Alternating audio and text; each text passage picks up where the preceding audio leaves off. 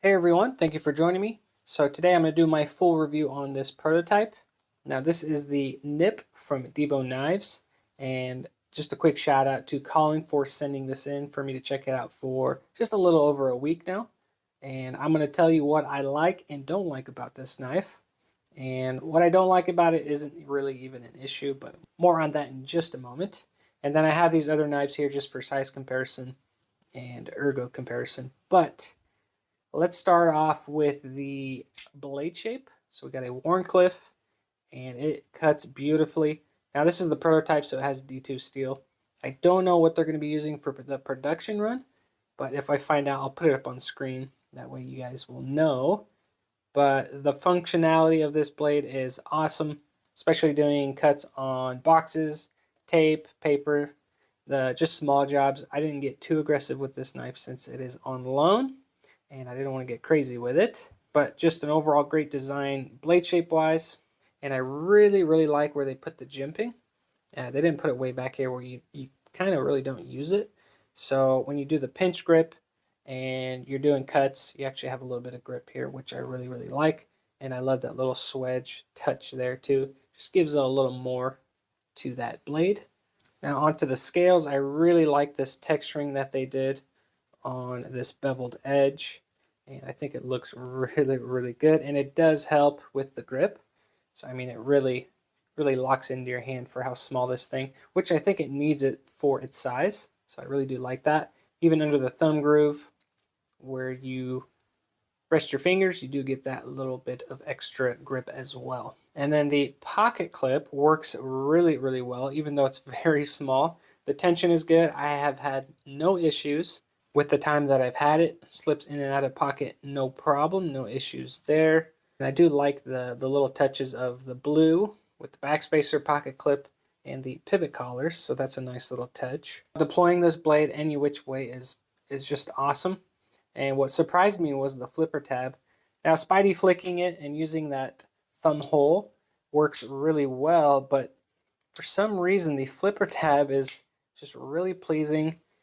Really fires that blade out, and it just makes a cool sound too when you use the flipper tab.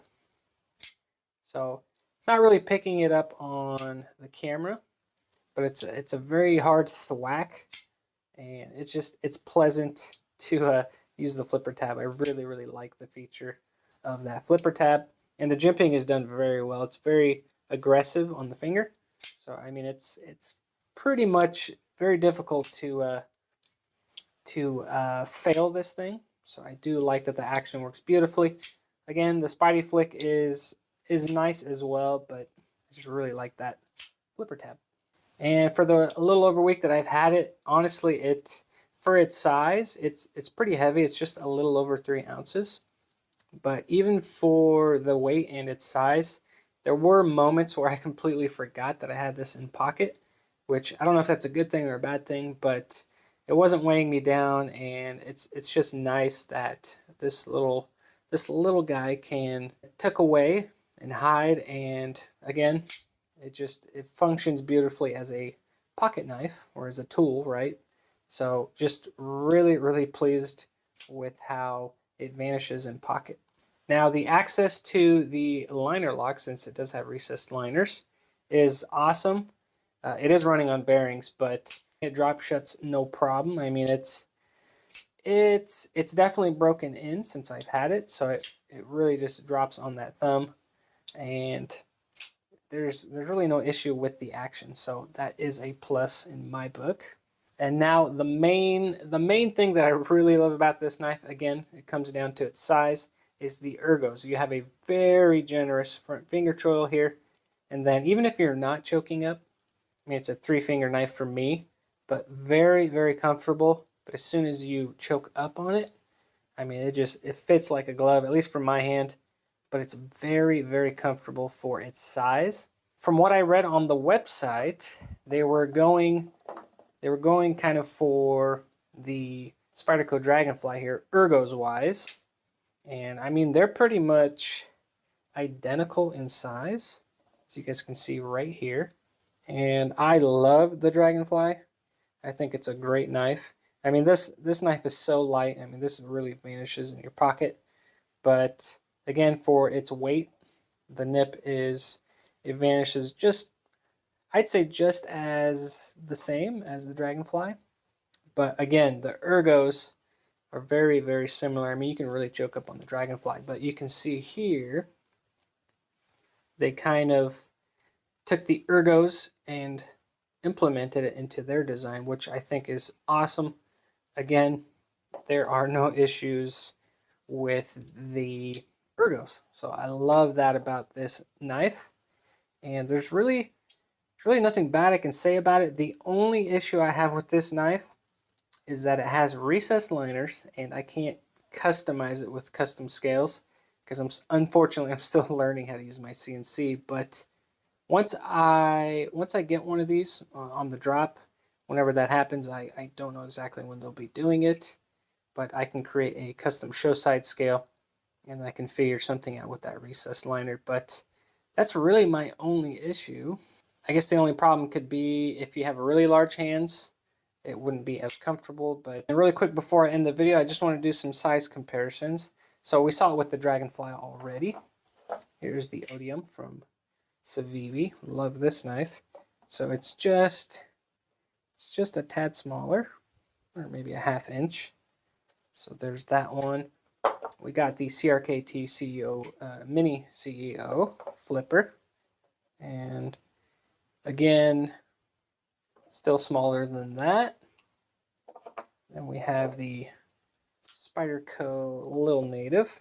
It took me forever to land one of these. I don't know why, but still beats this one, so it's a little bit smaller than that. And then we have the famous mini bug out here that I customized a while back. But as you guys can see, still smaller than that. But overall, you guys, I know I keep saying it, but I cannot wait for the drop to happen. Definitely going to pick one of these up.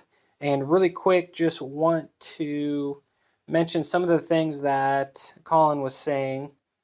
The only things they'll really be changing is they're going to have more lock bar access, which I think this is great. So I don't know how much more they're going to add, but I'm doing just fine with the amount that they have. And the body screws, mainly the ones that are up here higher at the top and the back, they want to lower them just to sink them down just a little bit more. But I haven't had an issue with these.